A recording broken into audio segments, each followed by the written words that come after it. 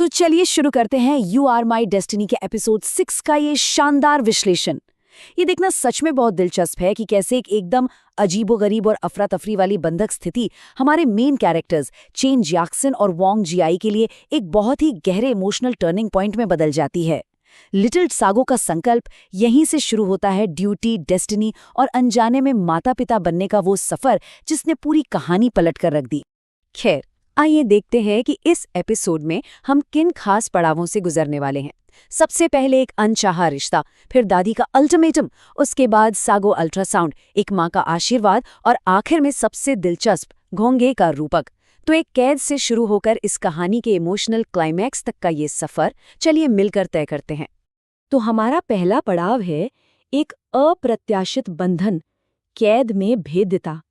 यानी जब आप बंधक हों तब आपकी असलियत कैसे बाहर आती है। अब देखिए, यहाँ जैक्सन और जियाई का जो कंट्रास्ट है ना, वो एकदम कॉमेडी वाला है। एक तरफ हमारी जैक्सन है जो बेचारी लगातार माफी मांग रही है, मामला शांत करने की कोशिश कर रही है, और जियाई को हुआनियाओ द्वीप की वो मशहूर क्रिस्टल सागो जोंगजी ऑफर कर रही हैं। और दूसरी तरफ वांग जियाई, जो बंदी बनाए जाने से इतना चिढ़ा हुआ है कि बिना मांगे ही जिंदगी के तीखे सबक दे रहा है। ये डायनामिक्स उनके शुरुआती कैरेक्टर्स को बहुत ही बेहतरीन तरीके से सेट करते हैं। और फिर आता है एक बहुत ही मजेदार पल। जियाई वैसे तो खुद को बहुत टफ दिखाने की कोशिश करता है ना, लेकिन जैसे ही कमरे में एक कॉकरोच की एंट्री होती है, भाई साहब डर के मारे कांपने लगते हैं। और सबसे फनी बात यह है कि वो डर मानने को तैयार नहीं है। इसके बजाय वो एक साइंटिफिक बहाना मारता है कि वो अपनी मसल्स स्ट्रेच कर रहा है और गर्मी पैदा करने के लिए ब्राउन फैट जला रहा है। मतलब सीरियसली, ये पल कहानी को थोड़ा लाइट तो करता ही है, साथ ही ये भी दिखाता है कि जियाई के उस सख्त बाहरी आवरण के पीछे भी एक घबराया हुआ सा इंसान छुपा है। लेकिन इसी रात के बीच जियाई एक ऐसी बात कह जाता है जो वाकई गेम चेंजर साबित होती है।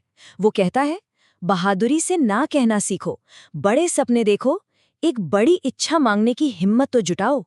और यही वो शब्द है जो जैक्सन के लिए एक टर्निंग पॉइंट बन जाते हैं। सोचिए, जिस इंसान को बचपन से ही दबकर रहने की आदत हो, जिसे हमेशा एक पुशओवर माना गया हो, उसके अंदर अब अपने हक के लिए खड़े होने का बीज बो दिया गया है।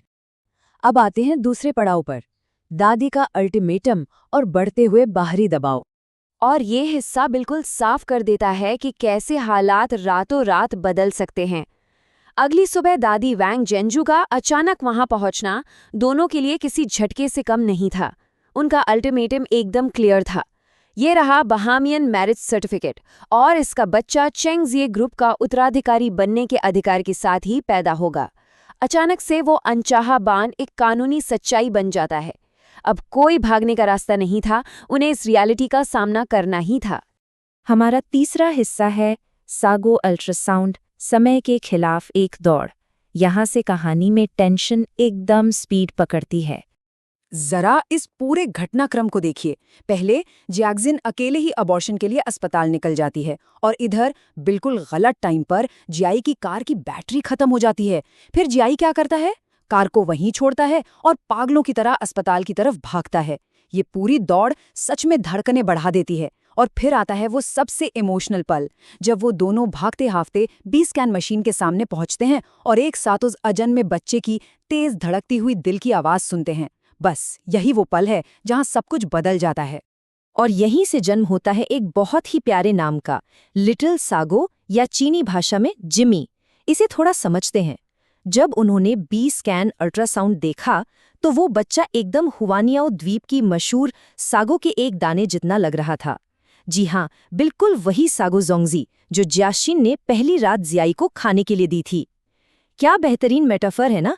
वो एक लोकल डिश जो कहानी की शुरुआत में थी, अब उनके माता पिता बनने की इस नई कमिटमेंट का एक गहरा और प्यारा सा सिंबल बन जाती है। बच्चे को दुनिया में लाने के फैसले के बाद हम आते हैं चौथे हिस्से पर, एक माँ का आशीर्वाद, हुआनियाओ का ज्ञान।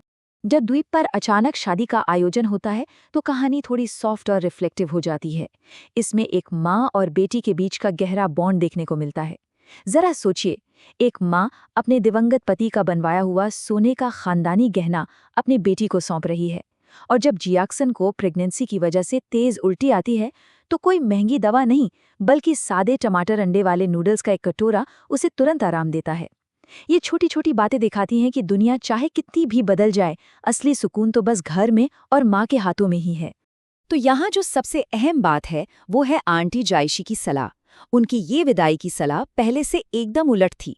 पहले वो अपनी बेटी से कहती थी कि दूसरों की खुशी के लिए थोड़ा खुद का नुकसान सह लेना चाहिए, लेकिन अब वो एकदम क्लियर कट कहती हैं, दूसरों के लिए सोचना बंद करो, चाहे जो हो जाए खुद को सबसे आगे रखो और अपने लिटिल सागो के हक के लिए आखिरी दम तक लड़ो। ये एक माँ का अपनी बेटी को एक इंडिपेंडेंट और स्ट्रांग औरत बनने का बहुत ही पावरफुल मैसेज था। और अब हमारी आखिरी पड़ाव पर चलते हैं, घोंघे का रूपक यानी अनदेखी ताकत।